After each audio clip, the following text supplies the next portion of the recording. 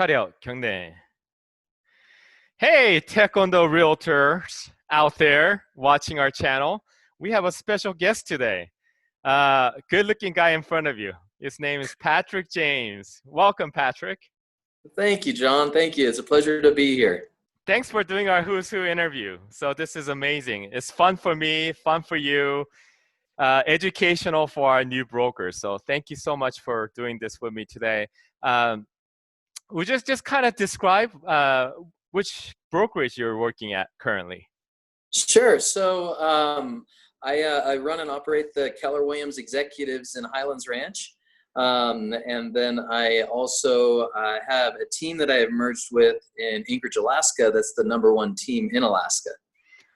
So I have two kind of different deals going on here. And my priority, my #1 is Highlands Ranch, and the passive income comes from Anchorage.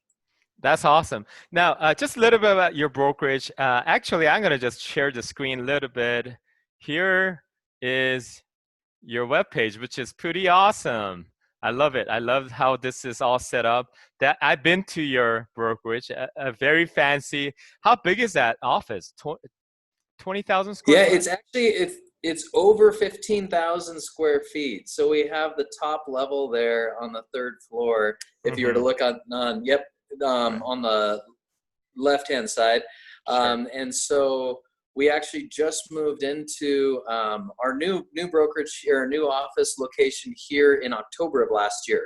Right. So it's exciting, and it's been a wild year for sure. Yeah. And you have how many brokers there right now? We have 193. Wow, you're so close to 200. We're right there, John. We gotta get you there. Gotta get you at 200. I know.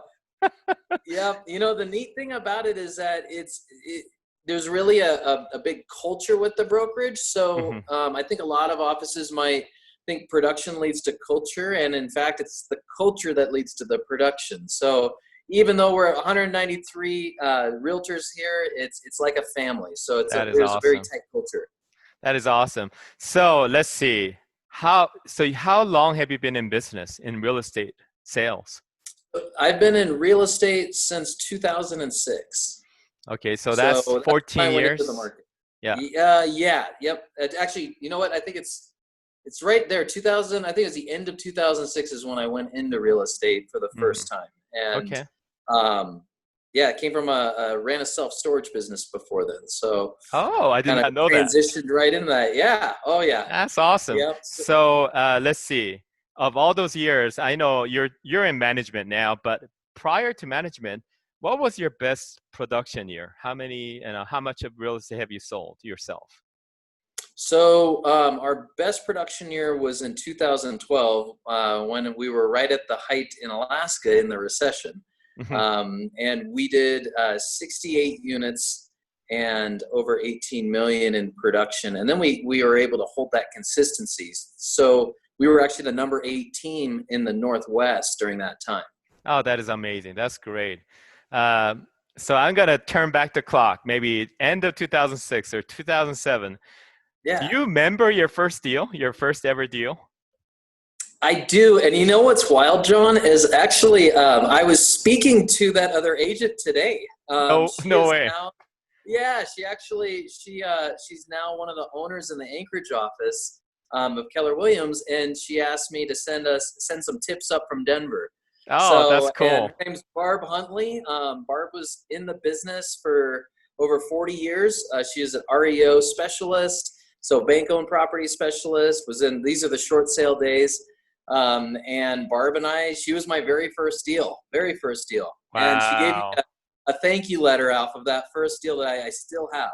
No, that's so awesome. So I know you're a busy guy, but what does your typical day look like? How do you organize your day? So my day is very much, in fact, if I'm able to here, I'll show you my calendar. So my day, and I'll see if this pulls it up from, this doesn't, my day's all color coded. So when I look at my typical day, in fact, I wonder, John, if I can screen share this and I can show you my calendar. Okay. Because I think that's So I'm making you the host, so you should be able to share your screen now. Perfect. Okay, so I will flip over here and let's see if I can pull this open.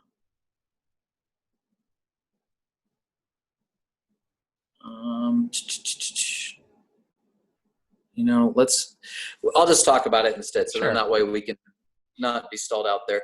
But my day is very much broken into lead generation at the first part of the day. It's Mm-hmm. color coded, so I know exactly what to do. Mm-hmm. I also break it apart each day, Monday through Friday, on who I'm actually calling. Mm-hmm. What's my focus going to look like? And that happens from 9 to noon. Okay. Now my day does start earlier than that. We Mm-hmm. actually have a little baby at the house. So my day starts about 5:15 in the morning. Mm-hmm. And once I hit about between 8 and 8:15, I'm at the office. And so I meet with the team. We do a team huddle, talk about what our strategies are for the day, and then we jump right in. So Awesome. I think the key piece is just being prepared for the next day. Now, once noon passes, Uh-huh. after that lead generation piece where I'm prospecting and reaching out to folks, then I go into my appointment blocks. So I schedule my appointments on purpose. And I actually, you know, John, I schedule my appointments even if I don't have an appointment. I put the block Oh. in there. Oh, wow. That's unique. So then I know exactly where I have these time frames, because just like you, I mean, you're incredibly busy as well, and our days can very quickly go from calm to chaos, right? So having those blocks in there really helps out. That's cool. And you know, when I was a productive agent, when I was active in the market, um, it was interesting. I always felt, John, that I had to keep my phone on at all times, answer the call at all times. You know what was wild, though, that was a huge aha for me, was that I actually don't have to do that. Oh, I wow. can actually make office hours. Mm-hmm. And by doing that, I found that I started working with clients who respected those office hours, and they liked it. They Mm-hmm. liked it because they didn't want to be bothered at 7 or 8 o'clock at night when they're having, you know, their downtime or dinner with their family. And when I was saying I was doing the same thing, they were like, holy cow, you're running a business. Mm-hmm. So it was very proactive versus reactive. Okay. All right.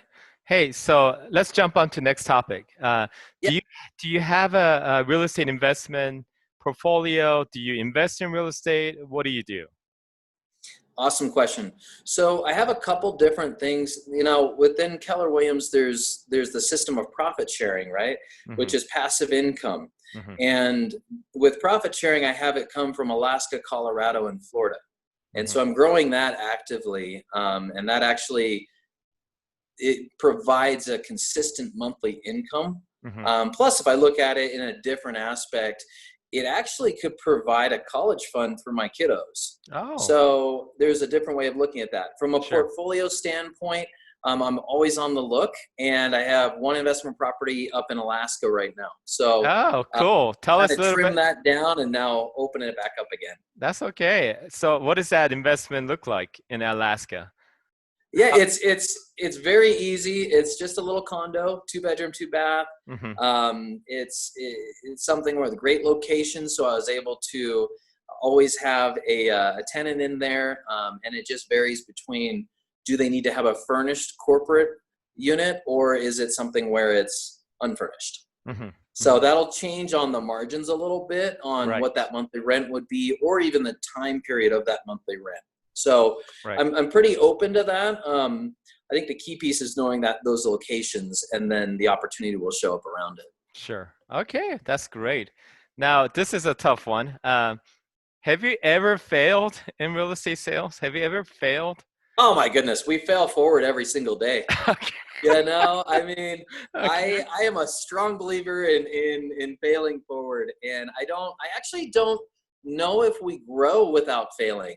I think that, so to answer your question, of course, yeah. Oh my goodness, you know, some of the challenge with real estate, and I think, you know, when we're out there and we're like a gunslinger, right? And we're just, if we're brand new, we're raring to go, and every deal's a good deal, and it, you start to really pull back and realize, what's my big why? You know, how can I focus on that so that the failures are leaders to success. And that's a key piece, I believe. So all the time, John, multiple times a day. Oh my goodness.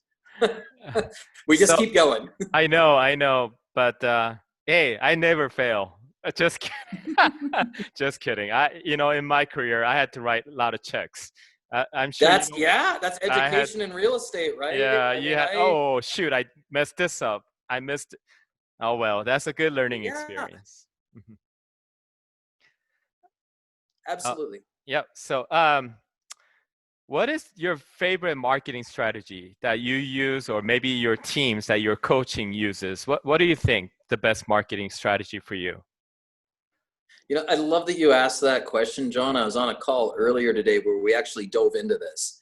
And it's the number one marketing strategy in my business and kind of industry-wide hasn't changed in over 10 years. And it's your database and your sphere of influence. Yes. And, even if we say that we don't have a database, we can pull out this iPhone, go to contacts, scroll all the way to the bottom and see how many contacts we have in there.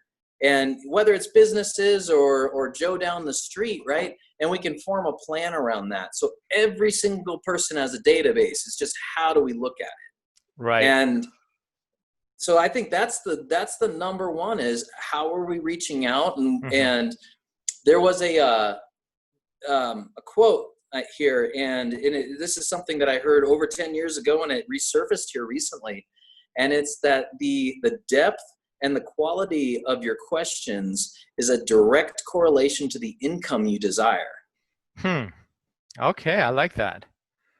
So that may be a tip for everyone is really take a good look at the questions you're asking. And if you're reaching out to your database, which could be a data bank, if we look at it that way, what kinds of questions are we asking and who are we role playing and scripting with so we're not practicing on our clients?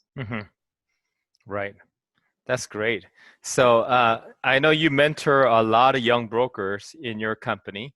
So anything for our young viewers, what would be that one golden tip or secret or you want to share with them today?